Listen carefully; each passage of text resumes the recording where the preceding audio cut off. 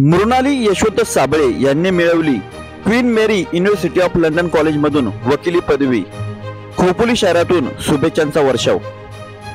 खोपोली शहरातील दानशूर व्यक्ती म्हणून संपूर्ण जिल्ह्यात परिचयाचे असलेले खालापूर तालुका शिक्षण प्रसारक मंडळाचे संचालक यशवंत शेठ साबळे यांच्यावर कायम एक ना अनेक कामाबद्दल शुभेच्छांचा वर्षाव होताना दिसून येतो। त्यातच अजून एक महत्त्वाचे म्हणजे खोपोली शहराला अभिमान वाटावा अशी घटना यशवंत शेठ साबळे यांच्या मुलीने केली आहे।